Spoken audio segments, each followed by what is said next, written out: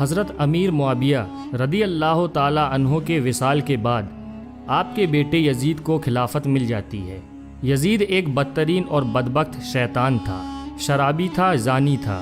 یزید کو جب خلافت ملی تو یزید سمجھ گیا کہ میری اس خلافت کو حضرت امام حسین رضی اللہ تعالی عنہ کبھی قبول نہیں کریں گے۔ اس لیے یزید نے مدینہ منورہ کے گورنر ولید بن عتبہ کو خط لکھا کہ حسین ابن علی، عبداللہ ابن عمر اور عبداللہ ابن زبیر رضی اللہ تعالی عنہ میری بیعت کو مانیں، اگر وہ بات نہ مانے تو ان پر ظلم و ستم کرنا۔ امام حسین رضی اللہ تعالی عنہ نے یزید کی بیعت کرنے سے انکار کر دیا، کیونکہ یزید آپ کے نزدیک مسلمانوں کی امامت اور خلافت کے ہرگز لائق نہیں تھا، کیونکہ آپ جانتے تھے یزید فاسق و فاجر تھا، زانی تھا، شرابی تھا اور ظالم تھا۔ امام حسین رضی اللہ تعالی عنہ مدینہ شریف چھوڑ کر مکہ شریف تشریف لے آئے۔ اب آپ کو مکہ شریف میں کوفیوں کے ڈھیر سارے خط آنے لگے۔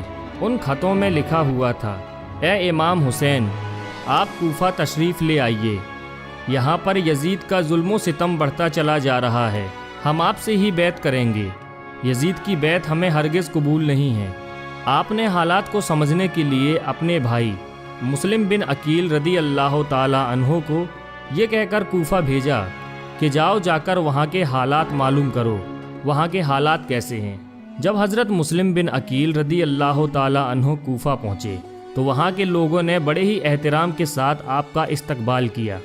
حضرت مسلم بن عقیل کے ہاتھوں میں 18,000 لوگوں نے بیعت کر لی، اور حضرت مسلم بن عقیل نے اپنے بھائی حضرت امام حسین کے نام ایک خط روانہ کر دیا، جس میں آپ نے لکھا کہ یہاں کے حالات بالکل صحیح ہیں اور 18,000 لوگوں نے بیعت بھی کر لی ہے، لہٰذا آپ کوفہ جلد سے جلد تشریف لے آئیں۔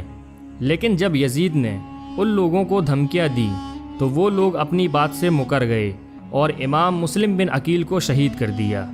کوفہ کے حالات اتنے بدل چکے تھے کہ وہ لوگ جو حضرت مسلم بن عقیل سے محبت کا دعویٰ کر رہے تھے، اب وہی لوگ آپ کی جان کے دشمن بن گئے۔ وہیں دوسری طرف مکہ میں مسلم بن عقیل کا بھیجا ہوا خط حضرت امام حسین تک پہنچ چکا تھا، جس خط میں لکھا ہوا تھا کہ کوفہ کے حالات بہت اچھے ہیں، آپ جلد سے جلد تشریف لے آئیں۔ لہٰذا حضرت امام حسین نے فوراً کوفہ جانے کی تیاری شروع کر دی۔ حضرت امام حسین اپنے تمام اہل خانہ کے ساتھ کوفہ کے لیے روانہ ہوئے۔ یہاں امام حسین کوفہ کے لیے چل پڑے۔ امام حسین ابن علی کو حضرت مسلم بن عقیل کی شہادت اور کوفہ کی بے وفائی کی خبر اس وقت ملی جب آپ مکہ شریف سے کوفہ کی طرف روانہ ہو چکے تھے۔ جب آپ کوفہ شہر کے بالکل قریب پہنچ گئے تو آپ کو یزیدی فوج نے روکنے کی کوشش کی۔ حضرت امام حسین نے فرمایا کہ میں تم لوگوں کے بلانے پر ہی کوفہ شہر میں آیا ہوں، اگر تم لوگ چاہتے ہو کہ میں کوفہ میں نہ آؤں تو مجھے واپس جانے دو، میں جانے کے لیے تیار ہوں۔ یزیدی فوج نے حضرت امام حسین کو کوفہ شہر میں داخل نہیں ہونے دیا، لہٰذا حضرت امام حسین نے اپنے پورے قافلے کے ساتھ اپنا راستہ بدل لیا۔ چلتے چلتے جب آپ ایک چٹیل میدان میں پہنچ گئے تو آپ نے ایک شخص سے سوال کیا کہ یہ کون سی جگہ ہے؟ اس شخص نے کہا اس جگہ کو کربلا کہا جاتا ہے۔ آپ نے فوراً اپنے پورے لشکر کو حکم دیا کہ یہیں پر خیمہ لگا دیا جائے، لہٰذا اس طرح سے حضرت امام حسین کربلا میں پہنچے۔ ادھر یزیدی فوج کو جب اس بات کا علم ہوا کہ حضرت امام حسین نے اپنا خیمہ کربلا کے میدان میں لگایا ہوا ہے تو یزیدی فوج نے بھی فوراً کربلا کے میدان میں پہنچنا شروع کر دیا۔ یزید کی جو فوج کربلا پہنچ رہی تھی ان کی سپہ سالاری ابن سعد کر رہا تھا۔ حضرت امام حسین نے ابن سعد سے کہا کہ یا تو تم مجھے یزید کے پاس لے چلو یا پھر مجھے اپنے شہر مکہ واپس جانے دو، لیکن ابن سعد نے ان دونوں باتوں میں سے کوئی بھی بات قبول نہیں کی اور وہ آپ کو بیعت کرنے پر مجبور کرتا رہا، لیکن آپ نے اس کی ایک بھی بات نہیں مانی۔ دن گزرتے گئے اور 3 محرم کا دن آ گیا۔ اب ظالم یزید نے امام حسین کے سامنے 22,000 سپاہیوں کا لشکر بھیج دیا۔ دوسری طرف حضرت امام حسین کے ساتھ 82 لوگ تھے، جس میں عورتیں اور بچے بھی شامل تھے۔ کتنی حیرت کی بات ہے کہ یزیدیوں میں امام حسین کا اتنا خوف تھا کہ جہاں امام حسین صرف 82 لوگوں کے ساتھ میدان کربلا میں تھے، جس میں عورتیں اور بچے بھی شامل تھے، वहीं यजीद ने मुकाबले के लिए आपके सामने 22,000 का लश्कर भेज दिया, जो कि इमाम हुसैन के सामने 100 गुना से भी ज़्यादा था। इमाम हुसैन के सामने यजीदी फ़ौज के हौसले पस्त हो गए।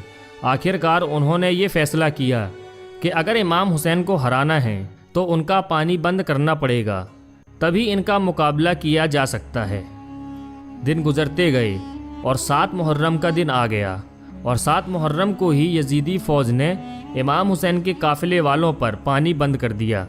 आपको बताते चलें कि करबला के मैदान में पानी का कोई भी इंतज़ाम नहीं था सिवाय नहर फुरात के, लेकिन 7 मुहर्रम के दिन नहर फुरात का पानी भी हज़रत इमाम हुसैन के खेमे वाले लोगों के लिए बंद कर दिया गया। हज़रत इमाम हुसैन और उनके साथ मौजूद तमाम जवान लोग तो इस प्यास को बर्दाश्त करते रहे, लेकिन छोटे छोटे बच्चे और औरतों का प्यास की वजह से बुरा हाल हो चुका था। फ़ौज यजीद जो चारों तरफ से इमाम हुसैन के घर वाले और तमाम साथियों को घेरे हुई थी, उन्होंने ये तय किया कि अब 9 मुहर्रम के दिन इमाम हुसैन को कत्ल कर दिया जाए। हज़रत इमाम हुसैन ने हज़रत अब्बास से कहा, अब्बास जाओ यजीद की फ़ौज के पास और उनसे कहो हमें एक रात अल्लाह की इबादत करने के लिए दी जाए। जब हज़रत अब्बास ने यजीदी फ़ौज से एक रात की मोहलत के लिए कहा तो उन्होंने आपकी बात मान ली। जब तक 9 मुहर्रम की तारीख आई तब तक हज़रत इमाम हुसैन को ये यकीन हो चुका था कि यजीद की फ़ौज का मकसद सिर्फ़ और सिर्फ मुझे शहीद करना है, इसके अलावा यजीद कुछ भी करने के लिए तैयार नहीं है। इसलिए हज़रत इमाम हुसैन ने 9 मुहर्रम की रात में अपने तमाम खेमे वालों को एक जगह पर इकट्ठा किया और आपने कहा कि ये बात तो तय हो चुकी है कि यहाँ पर मौजूद सभी लोग 1-2 दिन के अंदर शहीद कर दिए जाएंगे। इसलिए यहाँ मौजूद आप में से जो भी अभी वापस लौटना चाहते हैं वो लौट सकते हैं।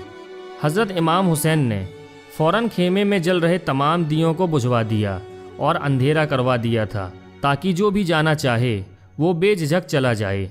थोड़ी देर बाद जब दियों को दोबारा जलवाया गया तो सारे के सारे लोग बैठे आंसू बहा रहे थे, यानी कोई भी हज़रत इमाम हुसैन को छोड़कर जाने के लिए तैयार नहीं था। आखिरकार 10 मुहर्रम का दिन आया और हज़रत इमाम हुसैन और यजीद की फ़ौज के बीच जंग होना शुरू हो गई। जहां एक तरफ यजीद की एक बड़ी फ़ौज थी तो वहीं दूसरी तरफ इमाम हुसैन के साथ सिर्फ 72 लोग थे। इतने में फ़ौज यजीद का हमला शुरू हो जाता है और हर शहीद शहादत का जाम पीता गया। कभी हुर शहीद होते हैं तो कभी कासिम शहीद होते हैं, तो कभी अली अकबर शहीद होते हैं, तो कभी ओनो मोहम्मद शहीद होते हैं। 3 दिन के प्यासे इमाम हुसैन के घर वाले और तमाम अफराद यजीदी फ़ौज से जंग करते रहे और एक एक करके शहीद होते गए। हज़रत अब्बास अलंबरदार से हज़रत इमाम हुसैन के 6 महीने के बेटे अली असगर की प्यास नहीं देखी गई।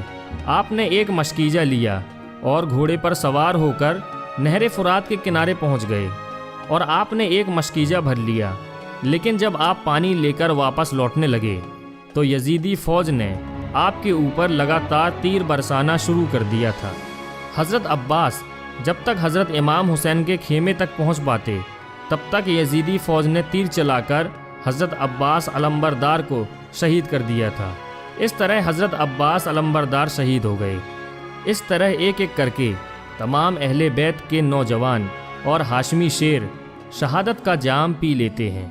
धीरे धीरे करके जब हज़रत इमाम हुसैन के सभी अफराद शहीद हो गए तो उसके बाद हज़रत इमाम हुसैन ने खुद मैदान में तलवार लेकर निकलने का फ़ैसला किया। इमाम हुसैन अपनी तलवार से काफ़ी लंबे वक्त तक यजीदी फ़ौज का अकेले मुकाबला करते रहे। हज़रत इमाम हुसैन के तन्हा होने के बावजूद भी आपके मुकाबले में कोई भी नहीं आना चाहता था और उसकी सिर्फ़ एक ही वजह थी और वो वजह ये थी कि आप हज़रत अली के बेटे थे। उस वक्त यजीद फ़ौज के एक कमांडर इब्ने साद को ये यकीन हो चुका था कि हम किसी भी तरह से हज़रत अली के बेटे का मुकाबला नहीं कर सकते हैं। इसलिए उसने अपने तमाम फ़ौजियों को इमाम हुसैन के ऊपर एक साथ हमला करने का ऑर्डर दिया। तमाम लोग हज़रत इमाम हुसैन पर एक साथ मिलकर हमला कर रहे थे, लेकिन उसके बावजूद भी इमाम हुसैन लगातार ये साबित कर रहे थे कि बातिल चाहे तादाद में कितना भी हो, लेकिन वो हक और सच के मुकाबले में बिल्कुल भी टिक नहीं सकता। جب حسینیت اور یزیدیت کے بیچ بڑی ہی خطرناک جنگ چل رہی تھی کہ اسی بیچ میں اچانک سے نماز عصر کا وقت ہو گیا۔ حضرت امام حسین نے ایسے مشکل وقت اور ایسی زخمی حالت میں بھی عصر کی نماز پڑھنے کا ارادہ کیا۔ آپ نے جیسے ہی نماز پڑھنا شروع کیا، یزیدی فوج کو وہ موقع مل گیا جس کا وہ لوگ ایک لمبے وقت سے انتظار کر رہے تھے، یعنی جیسے ہی حضرت امام حسین سجدے میں گئے، شمر جل جوشن نے آپ کی گردن پر تلوار چلا کر آپ کے سر کو جسم سے جدا کر دیا۔ حضرت امام حسین کی شہادت کے بعد یزیدیوں نے آپ کے سر مبارک کو نیزے پہ رکھ کر پورے کوفہ میں گھمایا تھا۔ آپ کے سر مبارک کو گلی گلی میں گھما کر جلوس نکالا گیا تھا۔ کربلا کی اس جنگ میں حضرت امام حسین کے گھر والوں میں سے صرف آپ کی ایک اولاد ہی بچ سکی تھی، جن کا نام حضرت زین العابدین تھا۔ اس کے علاوہ حضرت امام حسین کے گھر کی تمام عورتوں کو قیدی بنا کر کوفہ لایا گیا تھا۔ بھلے ہی اس دن امام حسین کو شہید کر دیا گیا تھا، لیکن آج بھی حضرت امام حسین پوری دنیا میں قیامت تک کے لیے زندہ ہیں۔ یزید ڈوب گیا شام کے اندھیروں میں، حسین چمکے ہیں دنیا میں روشنی کی طرح۔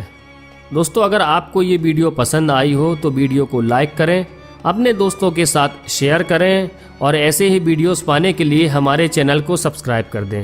دوستو، ملتے ہیں ایک اور نیکسٹ ویڈیو کے ساتھ۔ جب تک کے لیے اپنا اور گرد و نواح کے تمام ساتھیوں کا خیال رکھیے گا۔ خدا حافظ۔